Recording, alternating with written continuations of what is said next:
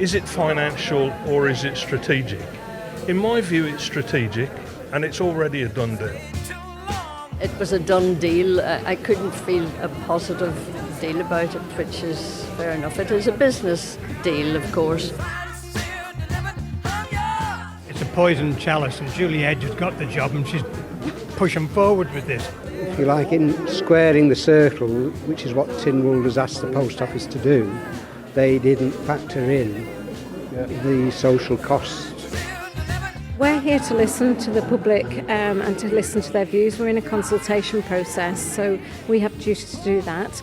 I really feel that the Port St Mary has been sold up here. It's very much the latest nail in the coffin of the Post Office's branch elimination strategy. It's fair to say that we recognise that the Post Office is more than the stamps on the parcels. It's about that bigger impact on our community. Well, it's quite clear in our strategy that we said we'd provide postal services, postal access points within a 3.5 mile radius.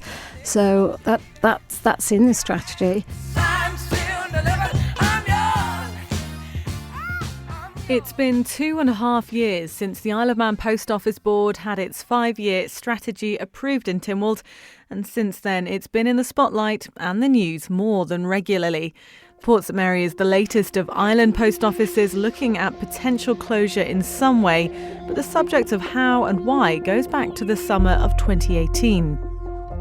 The Isle of Man Post Office is set to report a loss this year for the first time in its history. Chair Julie Edge revealed the news in Tynwald this afternoon in a statement on the company's 5-year strategy. Mrs Edge told members a decline in demand for its traditional services in favour of online transactions is partly to blame. The Chair of Isle of Man Post is being criticised for some of her comments following yesterday's Tynwald debate on the future of the service. Over the 3-hour-long debate, all political members from the Department for Enterprise... St John's Post Office counter will cease in August after the sub-postmaster there says the financial status of the business is in doubt. Rob Knighton tendered his resignation from the role, Isle of Man Post Office says, mostly due to falling transactions. In a statement, Mr Knighton said it's no longer financially viable with falling footfall through the door. We're seeing more and more people choosing to do their business online, he said, whilst thanking customers who've supported him over the years, choosing to transact their business face-to-face over the counter. The Post Office says a continued decline in letter mail has now seen a 47% drop in volume over the past decade. With a 5-year retail strategy... The Isle of Man Post Office faces a loss of £4,000 in revenue following the resignation of the sub-postmaster in St John's and closure of the service there. However, it will see savings of over £21,000. That's according to Chair of Isle of Man Post. German commissioners have expressed concerns over the possible loss of the St John's Post Office counter, a service described as vital for the village community. This week, the local... German commissioners have stressed the important social aspect to the service for residents and those in the surrounding area. The local authority is committed to working with both the post office and shop owner to investigate what options are on the table for the continuation of the service. The post office sales are declining, their costs are rising, their pension is looking increasingly unsustainable, and the board and management are taking steps that any business would take in these circumstances, reviewing the business, reviewing terms and conditions, pay and pensions. But this is not being done to attack workers. This is being done to protect workers and their jobs and the business for as long as possible into the future. Now, we're seeing, death by 1,000 cuts of the Isle of Man Post Office, and it needs to be addressed. And this is exactly what I feared when I brought the motion that we were sleepwalking into a problem. Increasingly, I suppose, the more that we talk about this rollout, the more frustrated I'm feeling. I don't want to get in their way. Albury, Castletown and Maloo MHK Graham Crageen doesn't feel the views of Ballasalla and area residents are being listened to in the row over the potential closure of the post office. The village hall has been packed for 2 meetings in the past fortnight, with political and board members from the post office facing questions from the floor. Mr Crageen says many constituents feel a decision has already been made, and he highlights the lack of advertising for a new sub-postmaster. Given the procurement time and, to appoint somebody, would they be able to get somebody in by the time that the current sub-postmaster is leaving? and they just fudged the matter. They failed to give us any type of time scale if that was going to happen. His constituency colleague, Jason Morehouse, argues efforts have been made to consult with the public in the village, but he's concerned it could be too little, too late. They do appear to be listening, but the problem is there a timetable that will allow a realistic, good solution for the people of Maloo? However, the chair of Isle of Man Post Office says the decision not to re-advertise sub-postmaster's role after a retirement or resignation is nothing new. Of previous resignations or retirees from post offices, not all of them have been advertised previously prior to me being chairman, so it's nothing new. I think it just depends. We don't want a machine put in there. The minute they put that machine in there, we know it's gone. It's about care, it's not about money. You know, there's too much, oh well, if you don't make a profit, you've got to supply some services. I mean, you're not going to cut the police back because it's losing money. We haven't been told the full truth by the post office. They're making up decisions themselves and they're not telling us the truth. It's all on the post office side. I don't think anything that we've all said in there, I think they'll still close the post office. Isle of Man Post Office aren't closing post offices, but when we get resignations, retirements, or people wanting to move on, you know, with their own business, we have to then do something about it. So obviously we've had our retail strategy to Tynwald. We're committed to delivering cash via MyCard until the 31st of December 2022. And in the interim, we are going to undertake a review of how those who want to access cash in the community can do so most effectively, and whether that will be continuing through the post office and MyCard, or we will look at what other options. Nowhere in that plan have they identified what is the minimum level of service we are going to be offering from our locations. They have never specified that. I've asked the question a number of times and I keep getting batted back, I keep getting it thrown back. And what that says to me is this plan has not been fully thought through. They haven't really considered some of these post offices and the little shop are part of the hub of the community. And when you lose that, you lose your community. Here I'm representing was there, and we are losing Solby Post Office. Somebody at the meeting was representing Maloo and talking about Ballasalla Post Offices. I think the Post Office have been a little disrespectful in Ballasalla. We knew that as soon as the strategy was approved, postmasters would inevitably start looking at their businesses, and some of them would be retiring. That's what happens. When that happened, the Post Office would not be renewing those contracts, would not be going out for expressions of interest, would simply be saying, right, let's replace them with a kiosk, which is exactly what happened in Ballasalla. And instead of saying, does anybody else want to run this post office? The post office themselves have made some arbitrary determination that it's not doable, it's not viable. Save our post office, the resounding message from a packed Port St Mary Town Hall last night. The village commissioners organised a public meeting to discuss the future of the local post office because the current sub-postmaster is retiring. There were more than 100 residents there last night. Let's hear some reaction from them. No reassurance at all. Too much corporate speak. It's a poisoned chalice, and Julie Edge has got the job and she's pushing forward with this. I just love the post office. I get my pension. Get my money in my hand. I think it was encouraging that people turned out. It's noticeable that we're all of a particular age group, because that's the age group that don't go online as comfortably. And I think the sad thing is that in squaring the circle, which is what Tynwald has asked the post office to do, they didn't factor in the social cost of doing it, which is about the damage to communities. But I think it's clear that the effective decisions have been made by the Post Office Board. It doesn't matter how many meetings we have. I don't think minds are going to be changed. I don't think they've got a reverse gear. Those voices from that Port St Mary meeting in November, and indeed the area currently with a big question mark over it. Let's hear again from Chair of the Post Office, Julie Edge. I asked her to take me back to the start of this 5-year strategy.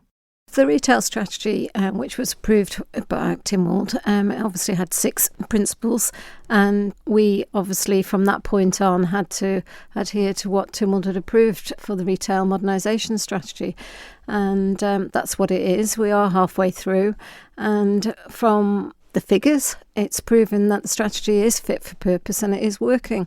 So it's not surprising coming up to an election that we've got a lot more people being vocal about sub-post offices, but these are independent retail businesses. They were vocal, a year or so ago as well, though. We were talking Ballasalla, St John's. This isn't something that politicians have only just started contending. No, it's not. And post offices, the retail network has been shrinking for years. It's not nothing new. It's not just under my tenure. It's happened under other chairman's tenures.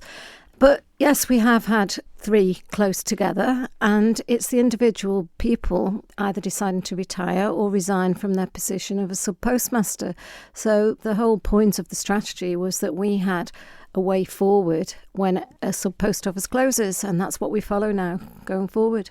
When those sub-post offices have closed, as you say, it's because of resignations or retirements, but those businesses haven't gone out to tender. People haven't been invited to apply to keep them going. That has been a choice from the post office. The choice from the post office is following the principles that were approved by Tynwald. So we go out to consultation. Obviously, we know the footfall through each of our sub-post office offices, and the board make a choice as to what proposal we will put out when we consult with the individuals in the areas. So we go out to all the stakeholders and we say this is a possibility, but this is just a suggestion. And obviously we do the consultation and we listen to the views. And then obviously as a board, there's 5 members on the board, myself, Chris Thomas MHK as vice chair, and then there's 3 lay people. And then obviously a decision is reached following the consultation. So what actually was proposed in Ballasalla did change following the consultation. We do listen. Is that in having a manned kiosk? It was a kiosk, and obviously there's an individual there to provide the support, because one of the big issues that people were saying was we need help, we need support. So that support mechanism is there as part of that setup in Ballasalla. You're listening to Signed, Sealed, Delivered, the future of the Manx Post Office with me, Alex Wotton. It's as 3 resignations and retirements have been announced in Ireland's sub-post offices since the start of the modernisation post office strategy in 2018. We've been talking to Julie Edge, chair of the Post Office Board, about some of the key uses for counter services. People have called for counter services, though. They didn't want the kiosk. That has been a recurrent want of people, and many would say need. Is that ever a consideration to keep that on? We consider every aspect, and obviously we have to look at the demographics of the people in the area. Obviously we provide counter services for other parts of government, so we provide counter services for Treasury, for benefit collection. We provide counter services for the DOI, and we provide counter services for banks, etc. But they're decisions that they will make as to whether they wish to continue those services through the Isle of Man Post Office counter.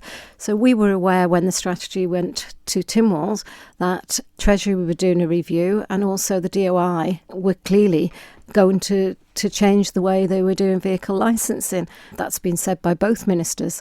So it's surprising now that we appear to be getting U-turns is what I would class it as, a complete U-turn from some of the ministers, and certainly from Comyn at over Port St Mary. And we know it's difficult for people in communities, but they are services which are provided by the Post Office as an agent for government. So it's not just us providing counter. And the Chief Minister's got his Communities Committee, and we've said we're very welcome and open to be working with that committee, but we haven't had an invitation from the committee yet. My name's Juan Watterson. I'm Speaker of the House of Keys and MHK for Russian. Several of us have seen the way that the Post Office strategy has been going and what it would lead to, and it's taken the closure of a number of sub-post offices to really realise and really crystallise that in the mind of Tynwald members that, yeah, this is going to lead to essentially the abolition of the sub-post office network as we know it. It is a strategy approved by Tynwald, though. Well, I don't think that all the Tynwald members that voted for it really appreciated what it was going to mean, and I think that's come to light since Ballasalla, since Port St Mary has gone through. They've seen that the Post Office had said that when a a sub post office became vacant, there would be a consultation, and that consultation could then lead to a number of options. And what we've seen in reality is that when people have submitted resignations, firstly, it's not due to viability of businesses.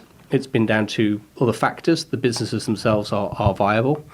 What it has also meant is when these have come forward, the post office has not really presented options. It's presented an option, their option. It's not offered in any way to go forward with expressions of interest for replacement sub-postmasters. And people then don't believe that the post office is really listening to its customers, really listening to the island's communities.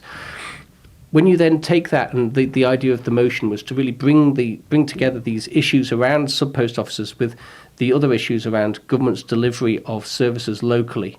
And so things such as the provision of services, so my card, driving licenses, the services that people really value, they are going to need to be delivered in the communities. A lot of people are still not digitally enabled, still using that as a social support system to go in. Sometimes it's a reason to come out of the house. Whatever people are doing that for, that's a choice that they have, and it's a choice that they should continue to have. Whether the post office network is in the future, in the long-term future, the delivery mechanism remains to be seen. But that's why this gives a moratorium until next summer, when the government will come forward with its proposals for community delivery of government services, and we can have that debate about what is the appropriate delivery mechanism. Is it the post office? Is it some other means? But what you don't want to do is throw the baby out with the bathwater in the meantime, get rid of the post office network in the meantime, when actually they may be part of the solution going forward. Many people are saying this is all about money and you're not looking at the communities themselves. Now, we've talked about the communities report, but what reassurance can you give people that you are considering the social cost? The social cost is a big consideration, but what people do actually, well, we understand as a board, we have the Postal Act that we have to operate within. It's legal, it's legislation, and we have to remain profitable. We cannot continue to provide services at a loss, but obviously the profit and loss account for that year showed a loss, but there was a lot of that was pension costs, which that's profit and loss accounts, and that is part of operating a business, and we've got to come out the other side of that. Treasury have been really supportive, and they don't take a levy now. No matter how many times you tell the population, Treasury do not take a levy from us, so that needs to be quite a clear message. They've been really supportive, and we are turning a corner. The strategy is working, and we can, we've reduced that loss down this year to £500,000. So we're reducing the loss down, and that's continuing, and we will be back in a profitable situation, or we would have been, following the strategy, which we as a board believe is the right strategy going forward. Do you think there will be more sub-post office closures come the full term of this 5-year strategy? We're certainly not aware of any more. Port St Mary is the only one that we're aware of at the present time. I know during the debate there was mention made of other sub-post offices. We've had no notification from anybody else at this time, but the NFSP, which is the union that supports the sub-post office network, they're aware of the challenges that the network's facing and the challenges of losing vehicle licensing and my card payments and that. So they're very aware of that, and they actually supported our strategy. We are talking Port St Mary. That's the one currently in question. You said that's the only one at the moment. Does that mean you are fairly certain that will close? Well, obviously we've gone out to consultation. We haven't met as a board, and clearly there's been Tynwald debate in between. So until we hear anything further from the Council of Ministers, we certainly haven't met as a board as of today to make any decisions. But we've got the consultation responses back. I did say at the Tynwald debate there was only 4 respondents to that, and we did say we would still accept more. What do you hope will come from that communities report come next July? Well, I really want to see government's vision for what services it's going to deliver at a local level and how they're going to deliver them. It's relatively simple as that. So at the moment we have some services that are delivered through the post office network. In fact, the post office network delivers some services that are not government run. So they partner with banks and deliver banking services in communities that don't have banking services. Portsmouth Mary is another prime example of that. Ballasalla was a prime example of that as well, where there is now no longer a bank in Ballasalla. So what government, non-government services should we expect at a local level in local communities? Because we've talked a lot and we've spent an awful lot of money over the years about regeneration for town and village high streets.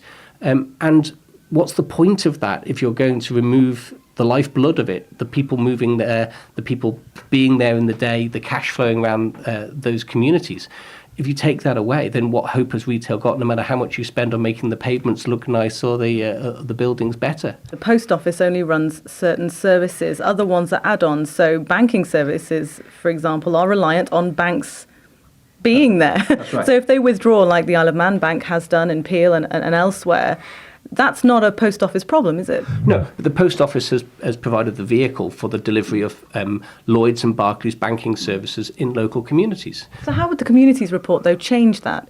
Well, at the moment, what we don't have is a vision for how government delivers services at a local level. The only outreach from government buildings, shall we say, is the post office network at the moment. There isn't, for example, a government office in Port Erin where you can walk in and you can fill in a passport application form. Is that what you'd like to see then? These are all options on the table, but I think the government needs to come forward and say, how are you going to deliver services out there? You might be posting things out to people, and that's fine, but for those that need help, those that need support, I don't think it is fair, I don't think it's reasonable for everyone to have to traipse into Douglas in order to access government services if they can't do it online. That is not an acceptable option. That's why I want to see the vision for what can we do for people in their local communities. With the ever-changing development of technology, the future of the post office is of course unclear. And indeed some of the services may change too, depending of course on where you live and what you require from your local post office. The Chief Minister is due to publish his review into communities this July, what many hope will provide more clarity on the future of not only the post offices, but how government will deliver services at a local level. To finish then, let's hear again from you on what you use your post offices for and why it's important. I use the post office generally for posting mail and nothing else. I hope they're not going to close any post offices down, but I think there's more people using now these other parcel forces and things like that than the post office. I use it sometimes, but not on a regular basis, to buy stamps or post parcels. So is it important if it was to change? Would that matter to you? Yes, no. It would. We tax cars. Oh yeah, they're taxing the cars. Yeah, we'd have to go to Douglas. It's usually stamps, yeah. And my car tax, things like that. So in terms of counter services, is that something that's important to you? It is really, yeah. Especially for the elderly that go in. And I actually work in a shop where we've got a post office. So I use the post office in Andrews, letters and stamps and parcels and things like that. Would you use any of the government services, sort of car tax, anything like that? That's all been pushed online now, hasn't it? And you're happy with that? Yeah, it's very convenient. If you're in a fairly small place like Andreas, then would it matter to you if it were to be changed from a counter service? Yeah, it would really. Because it's inside the shop, isn't it? So it's very convenient inside the shop, So. I used to get my pension every week from the post office, but then they decided that they weren't paying out, kind of thing then. So my son advised me to go on direct debit. But now I can do the same. But as I say, the post office is quite good. We live in Laxey and we use it quite a lot, yes. We pay the rates there and we go in usually about once a week, don't we? Oh, yeah, we depend on it really then, yes. It's, use our post office, yes. We'll normally try and give them business, get our, our papers there as well, as well. Well, I think really, we do need to keep them because they are a focal point in the village. People meet there and you get to know your postmistress or master and they're very friendly usually, we're very lucky in Laxey. A lot of people depend on their pension there as well, don't they then, that's the important thing there, I suppose they... With banks closing as well, people like to be able to use the post office. From Laxey today there to go to the bank there, so there's nothing... We live in Laxey, there's nothing... to Douglas there or come down here, so... So the thought of losing your post office in Laxey then is really... to lose it, yes. I don't want to lose it in Laxey, good Lord, no. Thank you for listening to Signed, Sealed, Delivered, the future of the Manx Post Office. And you can hear this again as a podcast on manxradio.com. For now though, have a very good evening.